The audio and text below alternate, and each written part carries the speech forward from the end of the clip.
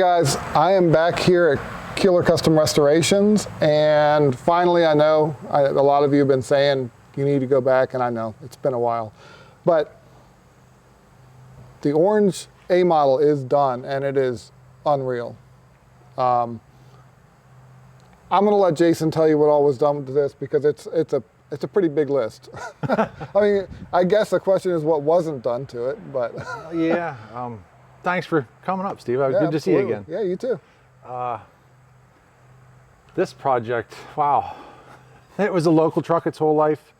It spent its whole life basically three miles away. Dayton wheels, short wheelbase, maybe 210. Standard hood, 1693, 13 speed. Very close friend of mine, mentor. Growing up, his father owned the truck, and he pulled a 28-foot dump trailer, Parker dump trailer, in and out of the local stone quarries with the truck. And I knew the truck. I grew up with the truck. It had a really cool, unique old paint job on it. I always thought it was anyway. It was different. And it changed hands when the gentleman retired. It changed hands, and it was made into a day cab, and there were some changes made to it, and I think it ended up at an auction. But anyway, it came back. It came back to a local farm, and they didn't want to use it because it didn't have a Jake brake. 1693s didn't have Jakes. So I ended up getting it, and I was building it for another gentleman. Mm-hmm. I even scored the old original bunk. They had made it a day cab and painted it truck white. I scored the original bunk for it and brought it home and tore it down, brand new frame rails, reskinned everything, cab, the sleeper. And when we did that, we pulled the cab back a foot or so, whatever. Made an extended hood out of it. And it was originally just going to get a straight timed K600. Well, that changed, and then it was going to get a Detroit, a high horsepower Detroit. And the truck changed hands at that point. The truck changed hands, and Jeremy Gouge, who is a close friend, very awesome person, family, the whole family's awesome. We built a truck for their father. So he was interested in the truck, and he didn't like the color that it was. He wanted to bring it back to a K model. And he said, I'd like it to be like your light blue and white truck, similar to that, kind of. I'm like, are you sure, man? So he says, yeah, absolutely. So he says, you just do what you do, and that's what I did. I mean, it took a while. There were several trucks built around this with his okay. I mean, his father's truck was built around this truck. This truck was put on hold to build his father's truck. A couple other projects, the 359, we put a K model and a set of boxes in his 359. Yep. So this has been a long project. It hasn't been one of those work on it constant deals. So it's been quite a few years, a couple different owners, a couple different engine combinations, a couple different colors. I'm very happy with the end result. There's a lot of stuff on this truck that I see what I did, and this is the first truck that I did for an outside customer, or started doing for an outside customer. This is the first one. So there's a lot of stuff on this truck that I see that I did in the beginning that, wow, I do a lot of things different now. Right. You know, a lot of either easier or better or evolution. Yeah. You know, and you learn, when you quit learning, you're in trouble. So you learn something new every day. I mean, I've been around trucks my whole life, but you're always learning something new. And it's very time consuming. It doesn't happen in a hurry. This kind of a build, you got to, at least for me, I have to have my head in the right spot and be able to take my time and think through everything. Otherwise, I guess for better words, nothing good comes of anything that's done in a hurry, Steve. That's a fact. So, and through my previous experiences out on the road and hardships out on the road, breakdowns, different things, you know, over 20, who knows, I don't know. I started trucking when I was 17 or 18 years old. and it's been 7 years since I trucked. But that's all those years of fixing your broke stuff or maintaining the truck so it can go for another week to pay your bills. You try and, I don't know, I try and build the trucks for my customers so they'll last, so they're very simple. Like if they do decide to go work them, they'll pin a trailer any day of the week. Any of the builds that happen here can and will work. Okay. And if there is any problems down the road, 5, 10, well, you know, it's a truck, it's a machine. There's going to be an issue, you know, who knows when. But very simple, righty-tighty, lefty-loosey, and hot and ground. We dabble with the electronic motors a little bit. They're a little different, but I try and make those simple as well whenever we put them together. There's not a lot of fancy plugs, not a lot of fancy stuff where you just can't buy anything. If anything went wrong with this truck, other than something maybe inside the engine, which they'd probably give me a call to get that fixed, but Right. it can be fixed anywhere, along any exit ramp, any rest area, because it's you know, terminal blocks or just general easy hookup stuff. Yeah. But it's come a long way since what it was. Oh yeah. Oh my gosh. I mean, even since the last time I was here. Yeah, the engine was sitting on the floor. Yeah. I was building motor mounts for the truck. Yep. So I mean, it's got to be, like I was telling Jason, it's one of the most detailed trucks I've ever seen in my life. I mean, there's attention to detail everywhere in this truck. I'll do video of it and try and do it justice, but I don't know if I'll be able to. It's just that good.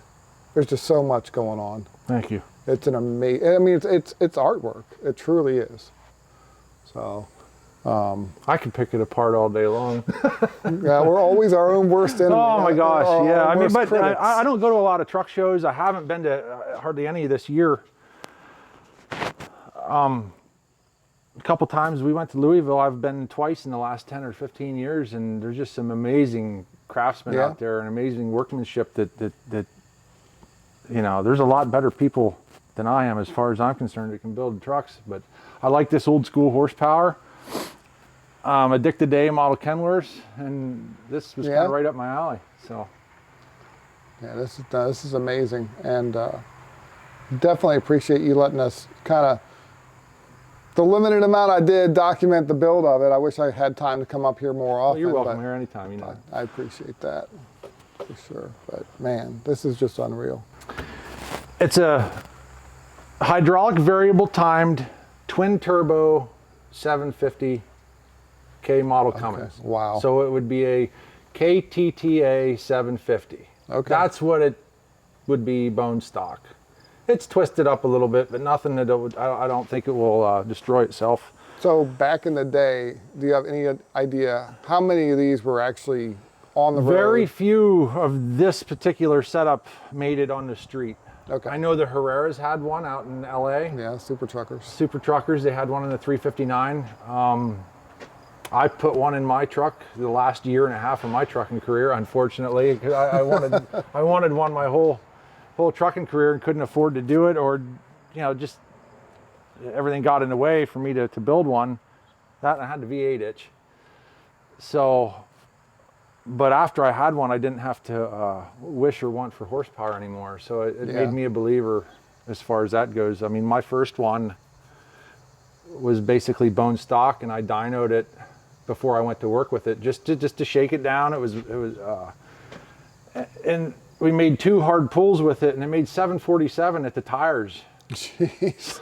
Oh, a little underrated. Yeah. So you go twisting them up, putting some fuel to them. It's not hard to go over a hill. Just drive it like a pickup truck. Especially in Pennsylvania or West Virginia or something like that. You just, if you're sleeping, you use a splitter. If you don't, you just mash on it. That's awesome. But they're not for everybody. They're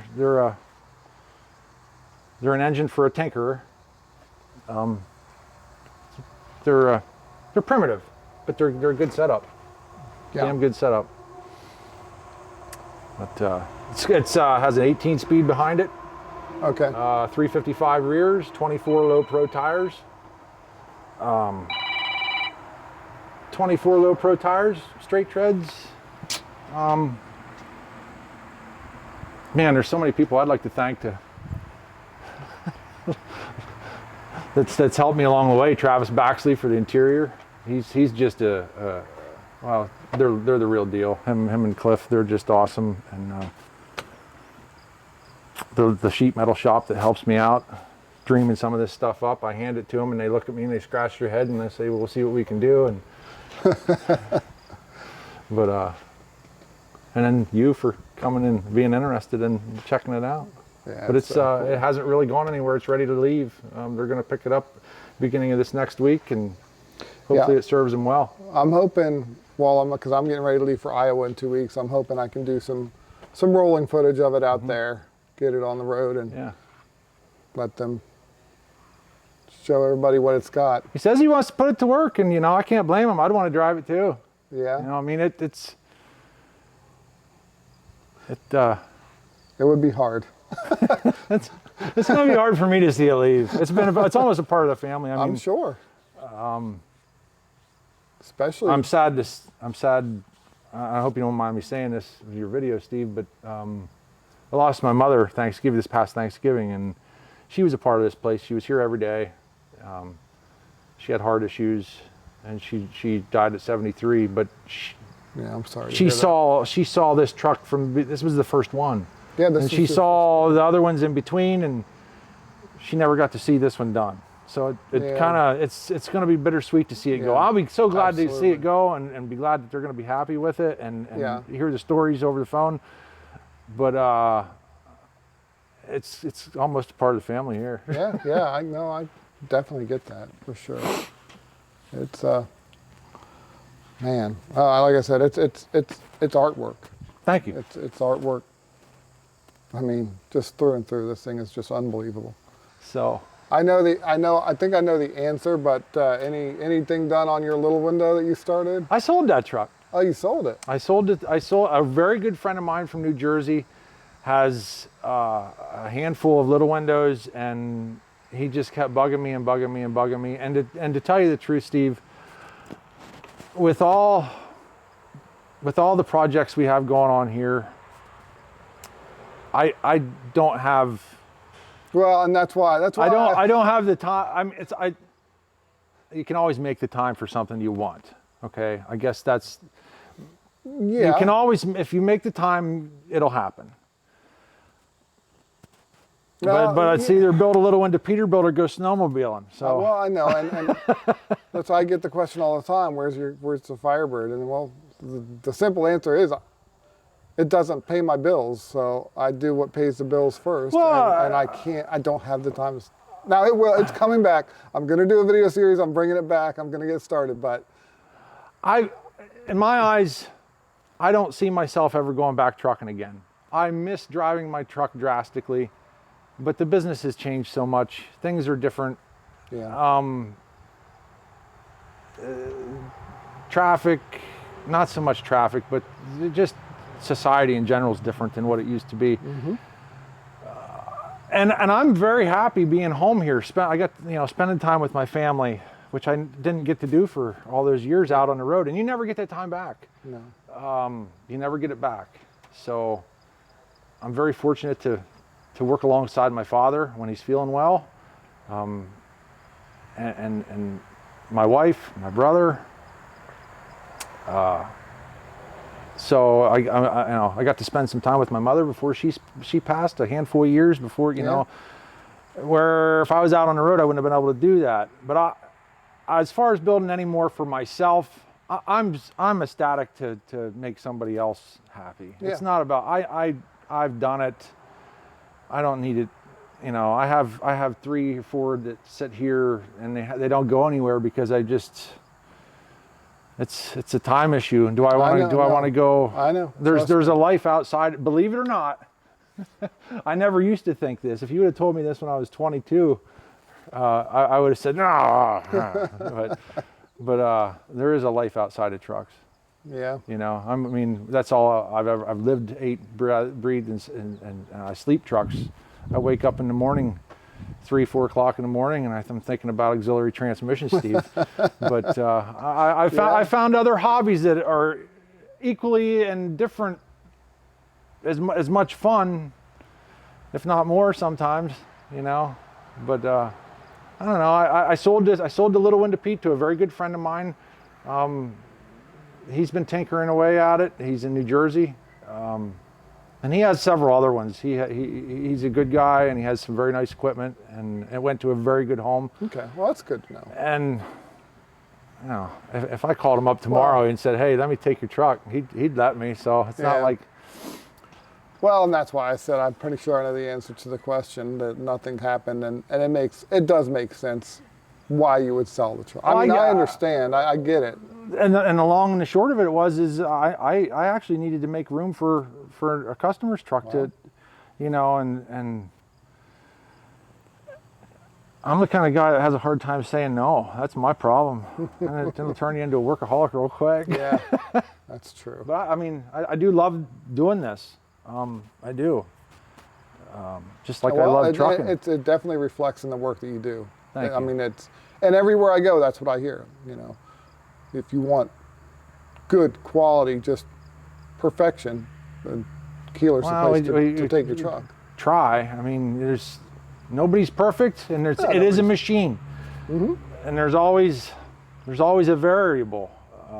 But I mean, I just try to do what I've learned from my experience out on the road fixing stuff, or my father's. You know, I've watched him break stuff, or stuff break, and fix it in a parking lot, or in a snow-covered driveway. You know, we never had a garage till 9 years ago.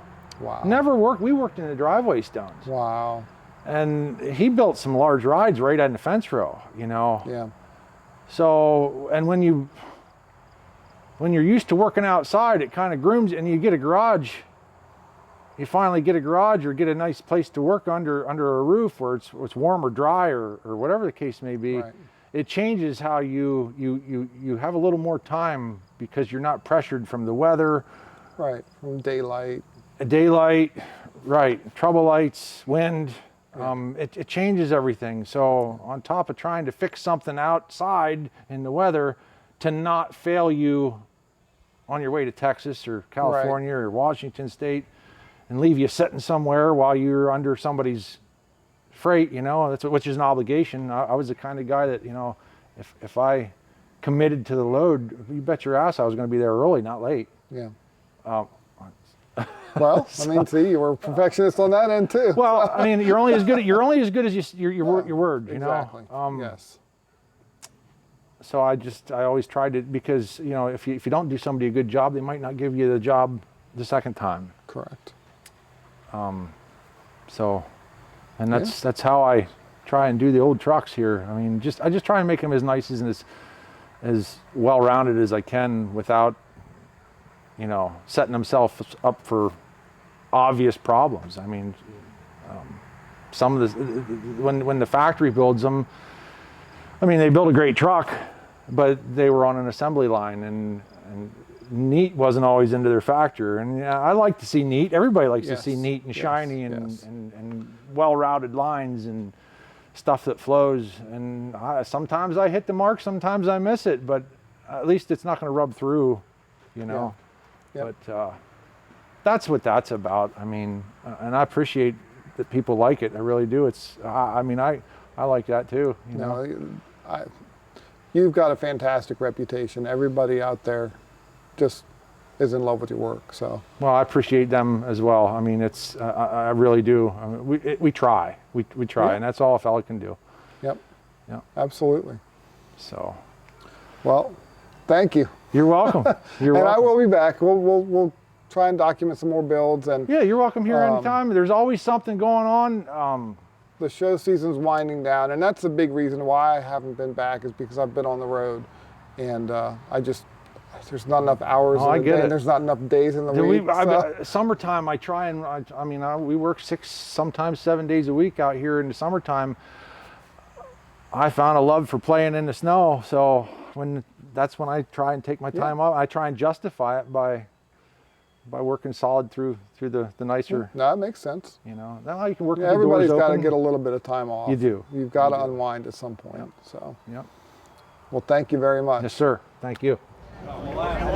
Hey guys, I'm here with Jeremy Gouge. So you saw early in the video, we interviewed Jason and kind of went over what went into building the truck and what he did with it. And like I told him during that interview, this truck is absolutely a masterpiece. It's a true work of art. So I wanted to talk to Jeremy and get his input on the truck and how much he put into the build and ideas that were used and what inspired him to do some of the things he did. So what all did you, what kind of communications did you have with Jason on the build Well, he wanted a lot more direction from me than really what I was willing to give him, because like I'm the type of guy, like if I use a pinstriper, I want your art for a reason. Like I'm not going to hire an artist and say like, okay, but I want you to do it this way, you know. Gotcha. And same way with like whether it's a motorcycle build, like if you're a Paul Yaffe type of guy, you got no business going to a Jeff Wright or a Jesse James or those type of guys. So like Jason, I mean, I've known who he was a lot longer than where he knew who I was. I followed him, you know, he's just one of the A model guys that everybody followed, and I like him and his dad would drag race and everything. I've seen tidbits of their workmanship, and everything was like motorcycle precision. That's a term that I use when I think of Jason's work, and like dragster precision. Right. So him and I connected, and he actually came on as an owner operator, and it was like the first, literally he just had put the K in his truck, took the V8 out, put his K in it. And I was just awestruck by the attention to detail, the way he plumbed everything, the way he wired everything. Like Jason's truck is beautiful, but the way his workmanship and his care into the detail is the part that people don't see is my favorite part about Jason's builds. Right. So that's kind of what brings us to this thing here. Like, you know, Jason's not a low front end guy. Like, you know that. He's not. He's a form follows function to a fault. Yeah. And me, I like that stupid black one over there. You know, I just like a rowdy looking slam. Yeah. You know, A model, and they just got an ornery look to them, and I think it shows off their Art Deco lines even better. Right. So he kind of fought me a little bit on it, and he's like, "Do you know what it's going to take to get that thing down there?" I'm like, "No, but you do. It's just you just do it." So I mean, to have a big K like this into a truck that's this low, you don't just, I mean, you have to lower the motor, but all the geometry that comes along with doing that it's just mind blowing, because every, you know, in flame cut world they call it kerf. You know, every curve changes the outside and inside diameter, blah blah blah. Yep. So everything we did that changed the original geometry to this created another problem, because when you got curves that are clearing on a normal height, now they intersect. So if you look at Jason's handiwork, how he reverse dished the intake tubes, and just like literally everything here is handmade. Like everything he made, handmade, every water jacket, every tube, everything, sent it to get chromed. And he sent me pictures along the way, like he kept wanting me to give him some direction. And I'm like, Jason, I wanted you to do it your way. So he kind of, when he was an owner operator, I was like, man, you could really be doing this for a living, man. Like you should do it. Like, I'll be your first customer. And that's kind of what got him out of the truck and into his shop. Okay. Is just me kind of browbeating him, like, hey, this is special. Like, you don't understand how special your skill is.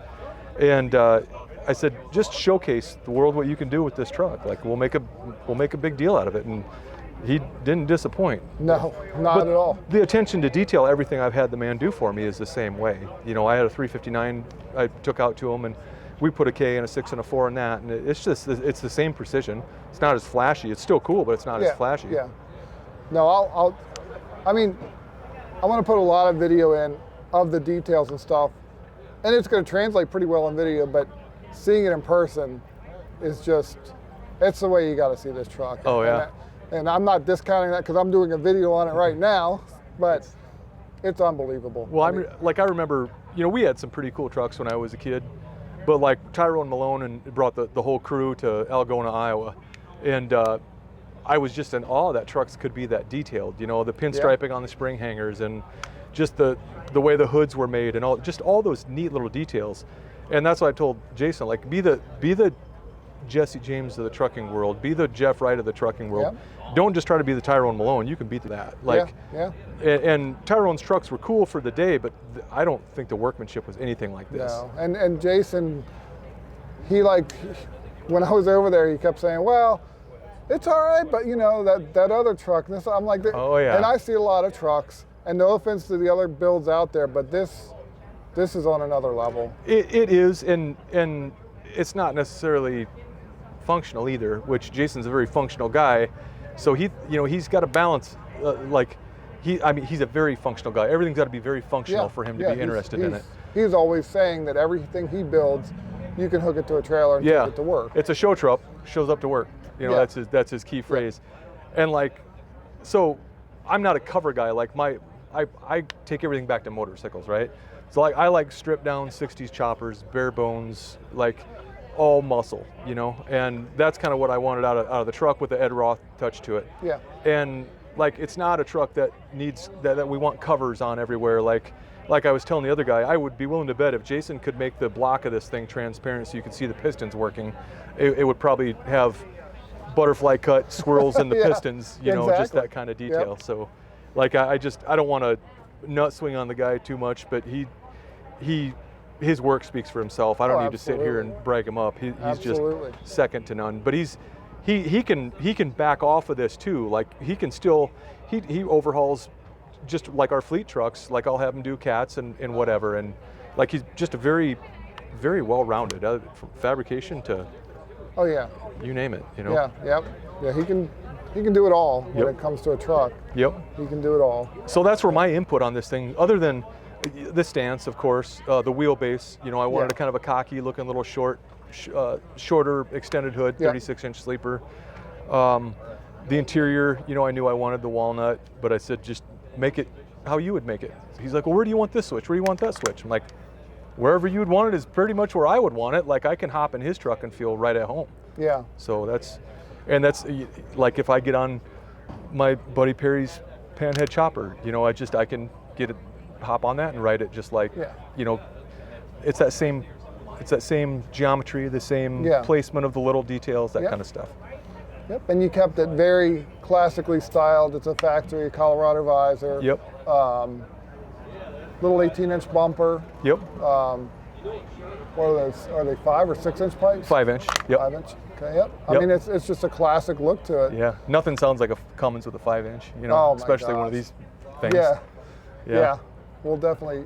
There'll be video of this thing idling and driving, and I'm gonna try and get everything. Sure. It's rowdy. It's rowdy. You've seen it up there. It's a lot of fun. I can't wait to. I'm probably not gonna pull a load with it till after Louisville because I don't want to have to clean it like we did. But like I just don't want to go through all that again. Like poor me, whatever. Oh, no, I totally understand that for sure. But I want it to display his work as he finished it up there, and then it's gonna go to work. Wow. I'll probably blow the black one apart. That needs new frame rails and has needed new frame rails, but I don't think you're going to put a driver in it. No, this will be mine. Yeah. This will be mine. But I provide, you know, the trucks that I provide for our drivers that I've never even sat in, you know, like those flat glasses with the ATGs on them, and like my guys get very nice stuff. Very rarely do I something just for me, and this thing is just for me. Yeah, we'll do next year sometime. We'll do a video on the company and all the, you know, some of your company trucks because they're everything's very impressive. Yeah, it's just like to reward our guys. If you want the best, you got to have the best. Yeah, absolutely. So, well, very cool. I don't think we need to cover anything else. That works. Basically, the idea was just for it to be a business card for him. Yeah, and me too. This would be great publicity for our company as well. But absolutely. Like, you don't come across that kind of talent very often. Yeah. And I think he's kind of waking up to see what he can actually really do by the feedback he's getting from some of the trucks. You know, it's not just like Stutzman's. You know, there's a lot of. Gosh. He's had his hands in some of the baddest A's in the country, and he's actually a little window Pete guy. You know that about him, yeah, you know? Yeah. That's the funny part about it. But yeah, he's had his hands in some neat, but I just can't say enough about him and his family. No, he's awesome. Yeah, they're great people, and I'll be back up there to film some more stuff with him again soon. So Sounds good. well, thank you very much. Make sure you get old Don in there too. What I tell you. I will. You want to talk about modesty at its best. If I could get him to do an interview with me, that'd be great. Yeah, but, you almost have to trick him, just I- make him think you're talking on the phone. I know exactly. Yeah, I talked to Don for hours. Just love that Oh guy. my gosh, he's awesome. So, Yep. well, thank you very much. Thank you, Steve. And